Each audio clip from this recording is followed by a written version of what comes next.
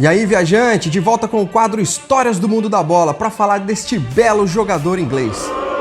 Ah, qual é? Pode admitir, o cara é bonitão mesmo. Aliás, é por causa disso que surgem vídeos assim como esse. A sua beleza com certeza o ajudou a atingir o posto de maior superstar da história do futebol. Seu nome transcendeu o esporte a tal ponto dele deixar de ser um jogador celebridade para ser uma celebridade que jogava bola. A sua fama gigantesca fora das quatro linhas muitas vezes ofuscava seus feitos como jogador e até hoje é a grande responsável por dividir opiniões quando o assunto em discussão é o quão bom foi David Beckham. Enquanto muitos o reconhecem como um dos maiores da sua geração, outros afirmam que ele não passava de um jogador comum que soube investir muito bem no marketing. Eu não sei de qual lado dessa disputa você se encaixa, viajante, mas fica comigo aqui que hoje é o dia. Nós vamos tirar de vez essa dúvida e descobrir se o inglês foi tudo isso mesmo ou se era só supervalorizado. Aliás, esse vídeo foi sugestão de 2 inscritos aqui do canal, porque aqui é assim, quem se inscrever e deixar aquele like bonitão pode dar sugestão de vídeo. Sem mais enrolação, vamos ao que interessa.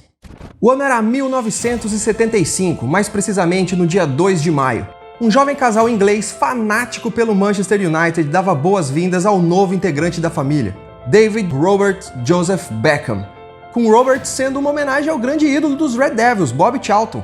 O clube inglês, inclusive, tinha um espaço reservado na agência da família, que mesmo morando em Londres, frequentemente encarava mais de 300 quilômetros de estrada para assistir os jogos lá em Old Trafford. Em meio a toda essa influência, não tinha como o pequeno David ser imparcial. O menino sabia o nome de todos os jogadores, títulos, histórias. Era praticamente uma enciclopédia humana quando o assunto era Manchester United. E todo esse amor não era restrito ao clube inglês. Ele abrangia o futebol como um todo.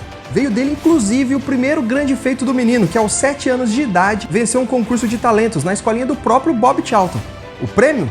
2 semanas de treinamento em La Masia, as categorias de base do Barcelona. Em meio a essa agenda lotada, ele ainda participou de um programa de TV para falar sobre a sua vitória no concurso. Era o destino dando indícios do que viria por aí. Alguns anos mais tarde, ele se junta ao extinto Brimston Rovers para disputar seu primeiro torneio a nível nacional, onde mesmo seu título foi eleito o melhor jogador, com exibições que se destacavam por uma rara característica para meninos dessa idade: a incrível visão de jogo e os precisos lançamentos de longa distância. E foi aí que o Manchester entrou na jogada. Mas antes precisamos de uma contextualização aqui. Os Red Devils eram comandados por Sir Alex Ferguson, o nome mais importante da história do clube, e até hoje o técnico mais vitorioso do futebol. Só no Manchester foram 26 anos, com 38 títulos conquistados, incluindo 13 Premier League e 2 Champions. Sir Alex não era um técnico comum como você está acostumado, ele era um manager completo. Além dos treinos e táticas, ele fazia toda a gestão do elenco, renovações de contrato, compra e venda de jogadores. E não estou dizendo que ele passava nome para a diretoria não, era ele quem fazia tudo. E fazia tudo muito bem feito, diga-se de passagem. Com tanta qualidade assim, obviamente um jovem com o potencial de David não passaria despercebido aos apurados olhos do Ferguson. Dias depois, lá estava o garoto, na TV novamente, dando entrevista sobre o seu primeiro contrato com o clube inglês. Realizando seu sonho de infância, Becks, como era conhecido, se juntava às outras crias de Fergie nas categorias de base do United. Base essa que já contava com nomes como Ryan Giggs, Paul Scholes, Nick Butt e os irmãos Phil e Gary Neville, um seleto grupo escolhido por Sir Alex que viria dominar os torneios juvenis na Inglaterra, com Beckham sendo sempre o grande destaque da equipe, tanto dentro como fora de campo. E quando eu digo fora de campo, eu falo do profissionalismo do garoto. Ele era o primeiro a chegar e o último a sair todos os dias. Quando todos iam embora, ele ficava treinando passes, chutes, faltas e às vezes à noite ainda ia para a academia do clube. E ele fazia tudo isso mesmo sendo asmático. Momento educação viajante. Para quem não sabe, a asma é uma doença respiratória que ainda não tem cura. Ela afeta os pulmões através de uma inflamação crônica nos brônquios, aqueles tubinhos por onde o ar passa. Inchados, eles dificultam a respiração, causando muita tosse e falta de ar.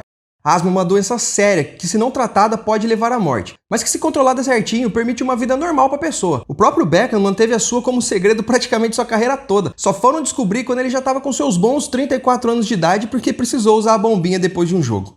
Voltando para 1992, os níveis de dedicação do menino eram tão incomuns que ainda nesse ano, aos 17, já começou a receber algumas chances entre os profissionais. Inclusive fez sua estreia na Champions League, e que estreia! Um gol e 2 assistências na vitória por 4-0 contra o Galatasaray. Pouco a pouco, a classe de 92 foi subindo aos profissionais e ganhando minutos aos finais dos jogos, até que a grande temporada chegou. Com a saída dos medalhões em 95, Sir Alex resistiu à pressão de ir ao mercado em busca de nomes de peso e resolveu apostar nos seus meninos. Ele escolheu esses jovens a dedo e sabia do grande potencial que tinha em mãos, e eles não decepcionaram. 96 foi a primeira temporada em que Beckham assumiu definitivamente a sua função como titular. E logo no jogo de abertura do inglês, ele fez isso daí. Que cartão de visitas, viajante! Daí em diante ele caiu nas graças da torcida, e não só na do United. Ele era considerado o garoto de ouro da Inglaterra, querido por todo o país, o garoto que comandaria a ótima geração inglesa às glórias da Copa do Mundo. Só que quando chegamos de fato à Copa do Mundo, a situação complicou.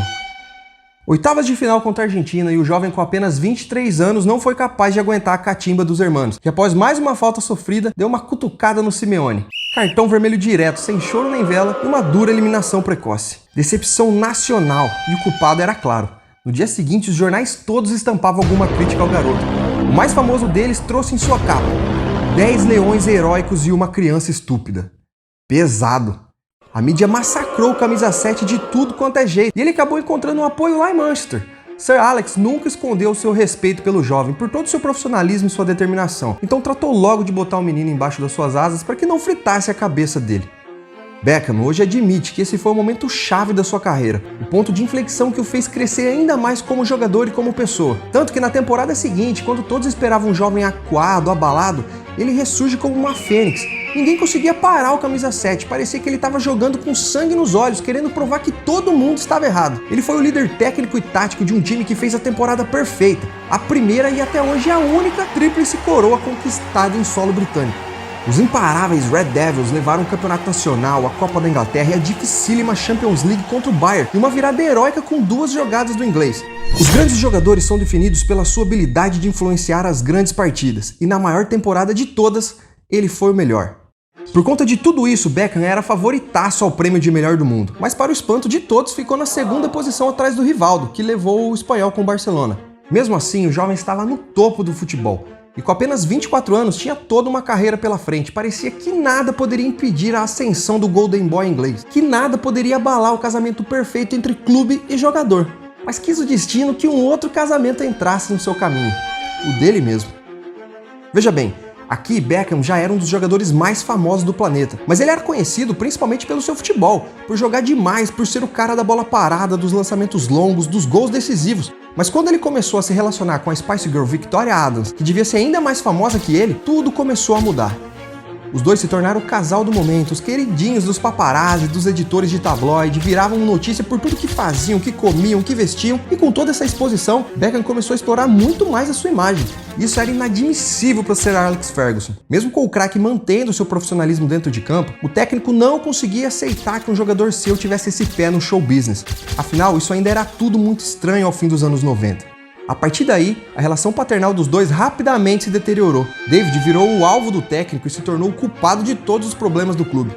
Ele era punido por motivos duvidosos e uma vez teve até que raspar a cabeça minutos antes de uma partida, porque o Ferguson não deixou ele entrar em campo como moicano.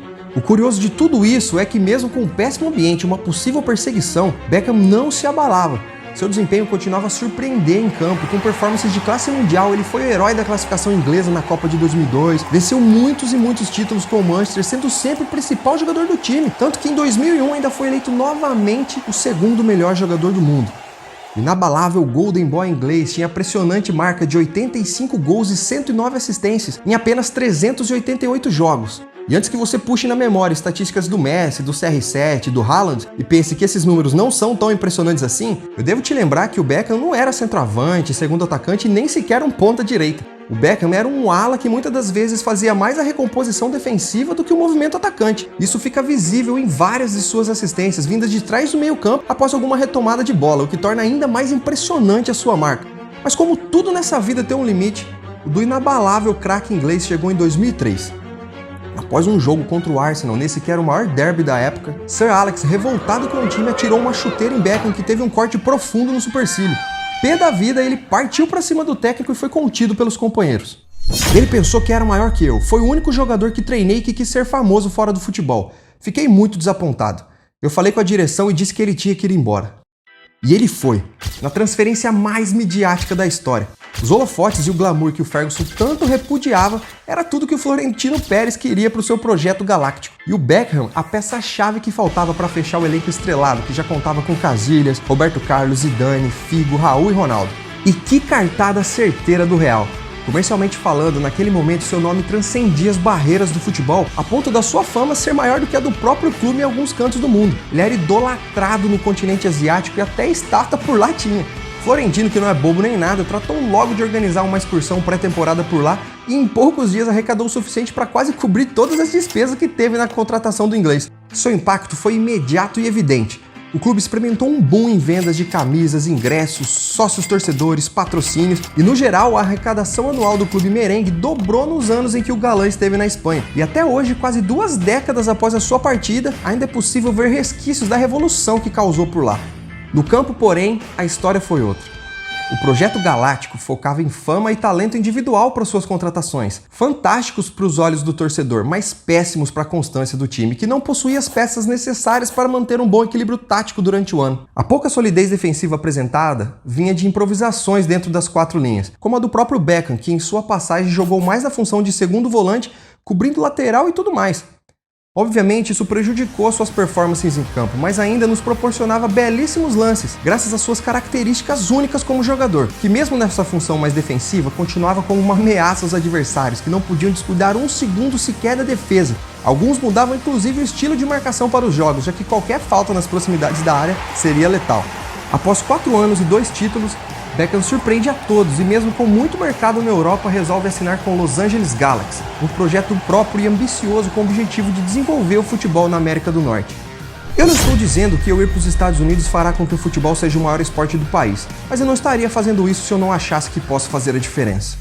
E realmente fez. Ele foi um dos precursores da leva de craques internacionais que se juntaram ao país. A presença do inglês trouxe mais fama, mídia e patrocínio, tanto para os clubes como para a própria liga, que passou a ter mais reconhecimento das empresas e dos fãs do esporte. Os estádios, agora sempre lotados, são uma prova disso. O inglês, que desde o seu anúncio passou a ser muito questionado, chamado de jogador de meio período, respondeu às críticas dentro de campo com seu habitual profissionalismo e surpreendeu ainda mais com uma decisão inédita. Em novembro, aos finais da temporada americana, em vez de pegar 3 meses de férias como os outros jogadores, ele sempre negociava microcontrato de empréstimo para algum time grande da Europa para se manter ativo no esporte.